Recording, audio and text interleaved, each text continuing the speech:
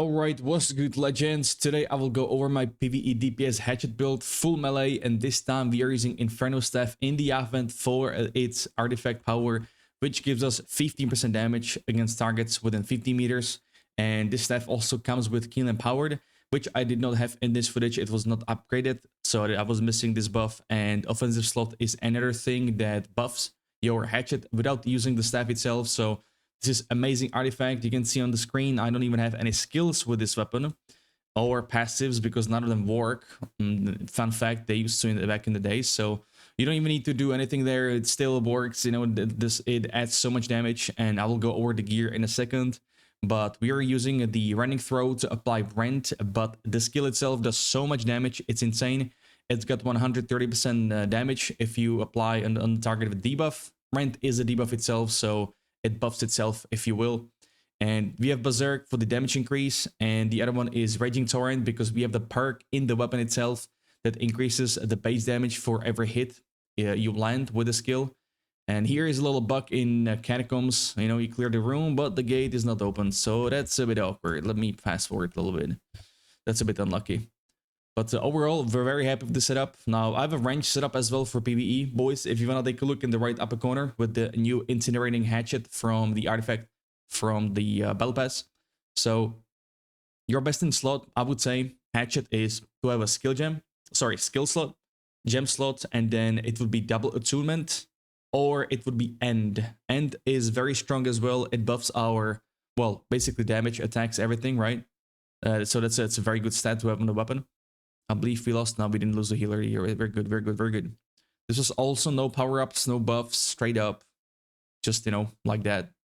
Now, my gear is not really upgraded because this is the second setup, so I did not have enough Umbral shards to upgrade this gear. But I did keep some stuff for my original build.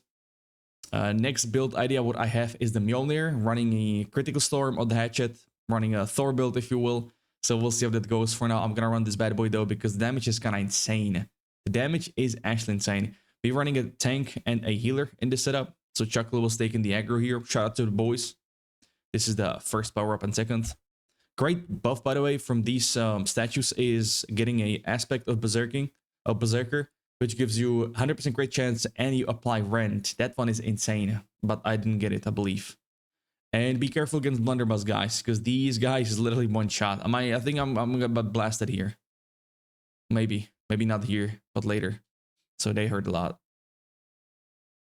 But yeah. So this is what we got going. Let me fast forward a little bit as well for some little footage. Any boss action here? Oh, hell yeah. This is the one from Hatchery, almost like the mechanic stuff. But you always want to, you know, hit the bosses in the back because you triggered the crit damage, because that's, you know, backstabs. So you can see numbers are flying around like crazy. Your goal is to get 50% Empower cap. That's the cap, so you want to aim for the goal, which is Berserk, Slash Harnessing, Keen Empowered, and other buffs as well, like Empowering Toast, if you have that. Now for the gem, what I use on Hatchet is the new one, the Armor Penetration one, which cannot be upgraded into a Rune Glass, which is a damage loss, but the skill, I mean, the gem itself is very strong, so I just kept running it, and it's really good. I'll also talk about the best perks on the gear. I am running Shuriken Fortification. Some may think it's not good in PvE, but I still believe it's good. I still like it. It has saved me in many situations. And yeah, 2 damage is wild here. Actually, I don't know if this is when I play, but goddamn. Also, guys, if you're interested, I'm blasting every single day on stream, Twitch, Kick, you know, YouTube, TikTok. We're everywhere. If you guys would come through, I would greatly appreciate it. But let me take you into the game, and let's talk about some of the good stuff, right? So first things, we got the attributes. So you want to run it really depends. For Catacombs, what I was actually running a 50 Constitution. Because the ideal setup is 5 Constitution and everything into Dex and Strength. But with 5 Con, you will die to basically a sneeze or anything in the Catacombs. So I don't recommend that. But overall, if you're doing solo content in open world and all that, I mean, even normal mobs or even elites hurt a lot. So it really depends, but yeah, I recommend 50 Con at least. That's what I've been running. And for the new scaling now, for the wait, hold on, we have 40 something. We can go like this, doesn't matter. We can pump it like this: 1 2 3 4, 1 2 3 4. So I use strength foods. I have 50 constitution, 260 dex, but with the new scaling they added to the game, let me add strength here. I'm at 260, 260 split. So if you hover over Hatchet here, it says B tier for strength and dexterity. This means it scales from both. So you want both stats ideally the same, right? You can run 300 here if you want to get more base damage. You can totally run that. Just put away points from dex and get in strength, but this is a pretty good one as well. Empower while successfully dodging, which happens quite a lot if you're doing solo content, not really in a group, I would say. But yeah, if you don't really like this perk, you can put points away and put them here, 40 points, and the base damage 3%. But I don't think that's such a game. I think this is just better split. So these are the attributes. On the weapon masteries, the hatchet, this is our layout for PvE. We are running the persistent hindrance here because this will give us 16% damage. And the debuff's duration is increased by 25%. That's very good. So main star is running throw, applying 20% rend. It has a very good weapon damage, and on top of that, super short cooldown, which gets reduced by another 20% if you hit a target debuff. And more damage, 20%, so 130%. We get some refreshing throws for your other abilities if you go with the running throw. We get crit chance here. We get some more damage if depending on distance, and more damage if you have a debuff on a target. These 2 points don't matter at all. This is pretty good. You get stamina on crit hit, but it doesn't matter as much in PvE. We just wanted to get the point here. And then another one is right here. We got Berserk, the damage upgrade here. Excuse me, the damage here itself, and then speed, because there was 1 point we had left. Another great one is enrage strikes for the damage, like execute phase, some empower when you do 3 light attacks, which we always do. Raging Torrent, big damage, movement speed increase, and then we got against all odds, again, more damage increase. So this is the ideal layout, I would say, for the PvE action. Now for the Fire Staff, it does not matter at all. I tried these passives, it will be great if they worked. Back in the day, these passives worked on your main weapon. Sadly, that's no longer the case. So yeah, like here, crit damage would be amazing, dude. This used to work, it was so good, but it doesn't work anymore. So none of these really matter. You can use burnout if you want to as a means to travel around, you know, be faster. You can use that, no problem.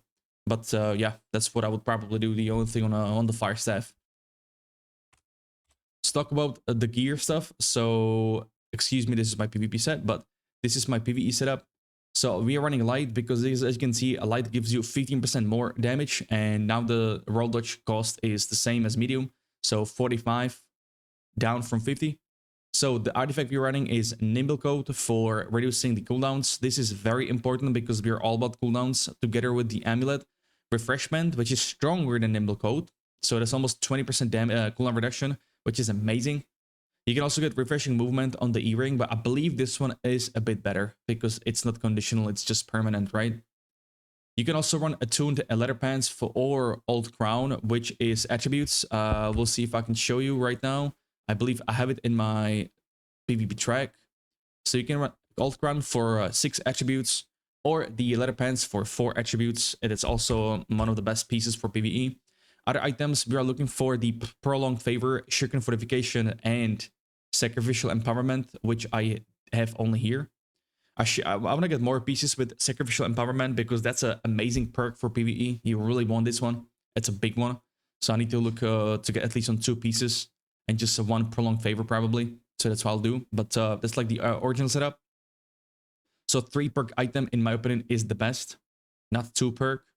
But if you want to see how I farmed this biz gear, I would call it as well, for PvE, you can check my video in the right upper corner. You can farm it in a sun tower. Just quick overview. It's in the new zone right next to the carnival settlement right here. And sun tower, boom, up top, all the way up top. 2 bosses that drop a lot of loot and they spawn super fast, so you can do that. I like to run Onyx because a lot of the damage in the dungeons, while you're in melee, you will take physical damage, so that's pretty good. For offensive charms, you want to get Slash Harnessing. Skilled Enchantment isn't too bad. For the Raging Torrent, it was already in the boot, so I didn't want to replace it. I need to change my pants as well, though, because, I mean, this one is not that great, Potent Energy, but Enchanted Ward is what you want in your defense slot. So 5 of them is very good in PvE. That, in combination with Shuriken Fortification, is very good. For weapon perks, I run Keen Berserk on the gear here, so 10% crit chance and crit damage while Berserk is active, which is amazing damage boost. And my hatchet here has a Compounding Torrent, which gives it gives the Raging Torrent more damage for each successful attack, which is wild as well. I'm running Attunement, I'm running End as well. End is amazing passive for this build because we use both light attacks and then abilities. Enchanted Ward, again, defensive one here rolled, but you would want probably offensive as well. The socket here is the turquoise, whatever, armor penetration. Get this bad boy. This one, if you get gem here, it does not work on Hatchet, so I don't have anything here right now. I need to upgrade it still, as you can see. The rune here, what I am rocking is the Phantom Blades. This actually does a lot of damage, so I can recommend this one. Or you can run, if you want to help the team, if you don't have anyone with Rend or Weaken, you can run these Vines. But you're kind of stuck in animation when you use it, so it's kind of awkward sometimes. You can get punished and take some damage. So that's another one I really like. And then for solo content, you can run the Stalwart Stoneform rune for the heal and fortify. And dispelling the CCs on you. It's a very good rune. Heals for a lot. You can solo elites with that, no problem. On to jewelry, I have a triple protection amulet with a gem socket. Not the best one, but this will be very important in the new raid because that's fire, arcane, and strike damage, I believe. So if you can get this amulet, it will be top notch for the raid. But this is what I have right now. Just like the one piece, I don't really have. I haven't really gotten yet from drops. The ring here is pretty neat, I would say. We get slash damage. We got skilled enchantment. It dropped already like this with the ward as well. Cursed enchantment is very good for the basic attack damage, but it nerfs our Raging Torrent and Running Throw by almost, well, 5%, but it's still good. It's still good for the auto attacks, basic attacks, because we use that a lot. Run the second wind, being if you're exhausted, you are uninterruptible. That's very strong too. And then we got Earring. This is probably almost base. I would say Refreshment, Empowering Toast, and, well, Fortifying can be good too. I think this is a pretty good setup. This is pretty good. Nimble would be pretty good. Probably better than Fortifying, but that's what we're going. The main charms you're looking for is Keenly Fortified, ideally on gear, on armor, or jewelry, because that will proc for both weapons, work for both weapons. Keenly Jacked is another one I actually don't have, but I need to get it somewhere. Probably get it on the Inferno staff, Keenly Jacked, on the other upgrade, as you could see, the offensive slot. And then you want Keenly Empowered, which I have on the headpiece right here, which is wasted because Inferno staff has that already in it if you upgrade it. But it is what it is. This is like amazing piece right here. And Enchanted is another offensive socket charm that's very good. Onto the consumables. So the classic regen pot, health pot right here. If you're wealthy, you can go with the big ones here, regen serum. You want to get weapon coating, honing stone for the damage, and then weapon coating depending on the content you're doing. So Anger Earth, Corrupted Human, all the stuff. For Catacombs, I use Human because Slash is weak against humans, so I try to balance it out. But the Ancients are scary in the Catacombs, so if you get Ancient spawning, boys, you gotta blast them because I just got hit for 40,000 yesterday by the beam with the Sun Priest. Wild. Next up, Attribute Food. I am running Strength, but you can do anything you want with the food because it depends what the stats you have or everything, like in general. I'm back to 6 con because I changed my gear, but you get it right, you get it. Desert Sunrise, it reduces duration of the dots, very good too. And for the rotation, it's very simple, just proc Berserk, and then you go Running Throw, and then you go with the Raging Torrent. Now you can animation cancel Berserk. We're back at it again with animation cancels, baby. Back with the exploiting. It was just a little meme back in our days when we played like 3 years ago. So what you do is you hold W into right click, Berserk, and throw, just like this. That's how you cancel animation Berserk. So hold W, right click for blocking. It does not work with aim and throw. Then Berserk, and then the throwing ability, which is Running Throw. It cannot be on the cooldown. It has to be active. And it will not put it on cooldown either. So that's very good. Again, I will write it in the down below in the pinned comment, but hold W, block, and I just messed up because I pressed E instead of Q. But yeah, you get it, right? You get it. So right click, W, Berserk, throw. Good stuff. So rotation, once again, yeah. Running Throw into the Raging Torrent. You want to hit in the back, of course, for the crit chance, crit damage. I would say triple attunement could be great as well in Hatchet, if you can get it, but it's a pretty hard one to get. or even Sundering Stacks attacks, I mean, which gives rend on the target. Right here, for example, this one is pretty good too. This is the other one I got, which is also very good. This one is the Sundering Stacks that applies rent, so that's good for the group if you don't have rent. And I believe, did we cover everything? I think we did. I think we did cover everything. Yep. Yep. If not, I will put it in the description or in the comment section down below, boys. But once again, we are blasting every single day on the stream on Twitch, Kick, YouTube, and TikTok. If you want to come through, it'll be awesome. But with that said, guys, thank you very much for watching, and I appreciate you all. Until next time, you have a good one, and peace.